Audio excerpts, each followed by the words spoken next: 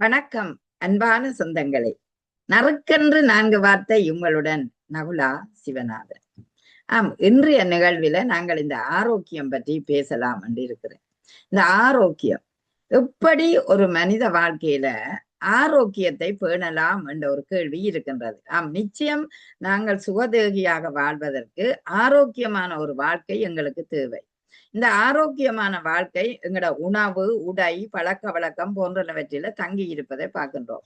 ஆனால் அந்த உணவு, உடை, பழக்க வழக்கம் தவிர்ந்த ஏனைய விடயங்களையும் நாங்கள் கவனமாக மேற்கொள்ள வேண்டிய தேவை இருக்கு. எங்களோட மனநலம் ஒரு உடம்பு ஆரோக்கியமாக இருக்க வேண்டும் என்றால் முதலில் மனநலம், அதாவது மனம் மகிழ்ச்சியாக உறுதியாக இருந்தால்தான் எங்களால எதுவுமே செய்ய முடியும். இதனால் தான் சொல்லுவார்கள் ஆரோக்கியமான வாழ்வு நீண்ட வாழ்க்கைக்கு இட்டு செல்லக்கூடிய வாய்ப்பு இருக்கும். ஆனா இந்த நீண்ட வாழ்க்கைக்கு இட்டு செல்லாத தன்மை எங்களுக்கு கவலைகள், சோர்வுகள், மன அழுத்தங்கள் போன்றவை தாக்கும் போது எங்களுக்கு உண்மையிலேயே அந்த வாழ்க்கை நீடித்து செல்லாத ஒரு தன்மை இருக்கின்றது. இந்த பிரச்சனைக்குள்ளதான் இந்த மனிதன் எப்படி வாழ வேணும் என்றது இருக்குது. பிரச்சனைகள் இல்லாமல் வாழ முடியாது. அதாவது பிரச்சனைகள் எப்போதுமே எங்களுக்கு நீர்க்குமிழி மாதிரி உடைந்து கொண்டு இருக்கும். நீங்கள் சாதாரணமாக ஒரு ரோட்டில் போய்கொண்டு இருக்கிறீர்கள் என்றால் அங்கு ஒரு தடையும் இல்லாமல் போவீர்களா என்று கேட்டால் இல்லை என்றுதான் வரும். காரணம், அது வளையும் நெளியும், திடீரென ஒரு கல்லு இருக்கும், அல்லது திடீரென பாதை கிராஸ் பண்ணக்கூடிய வாய்ப்பு வரும், திடீரென நிற்க வேண்டிய நிலை இருக்கும், சிக்னல் இருக்கும். இப்படி எங்களுக்குள்ளேயும் பல விடயங்கள் இயற்கையிலேயே பார்க்கின்றோம். அதுபோல சூழலை பார்த்தோம் என்றால் மழை வரும், வெயில் வரும், சூறாவளி வரும். இப்படி எங்களுக்குள்ளேயும் அந்த அந்த இயற்கையையும் பார்க்கின்றோம். மனிதன் மட்டும் விதிவிலக்கல்ல.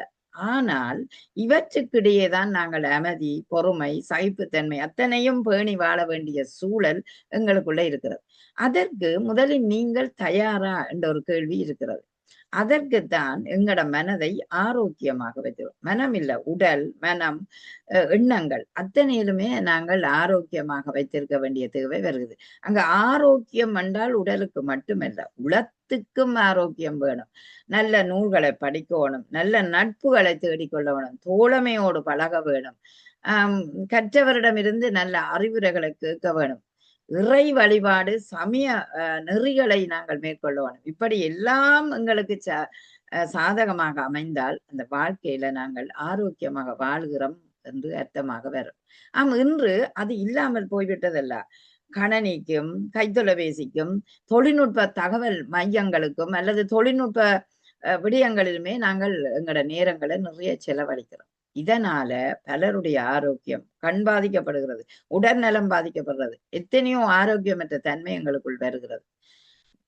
தெரிந்தோ தெரியாமலோ அது வேண்டியோ வேண்டப்படாமலோ நாங்கள் இன்றைக்கு ஒரு கணனி விலைக்குள்ள சிக்கி இருக்கிறோம் என்பது உண்மை. ஏன்னா அதுதான் இன்றைய தொழில்நுட்பத்தின் வளர்ச்சியாக இருக்கிறது, அறிவியல் வளர்ச்சியாக இருக்கு. அதனோடு சேர்ந்துதான் நாங்கள் ஓட வேண்டிய தேவை இருக்கிறது.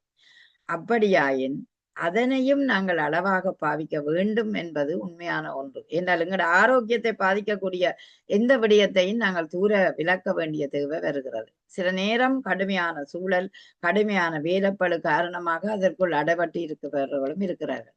இருந்தாலும் எங்கள் உடல் ஆரோக்கியத்துக்கு நீங்கள் உடற்பயிற்சி செய்ய வேணும். நிச்சயம் உடற்பயிற்சி உங்களை ஆரோக்கியமாக புத்துணர்வாக வைத்திருக்கும்.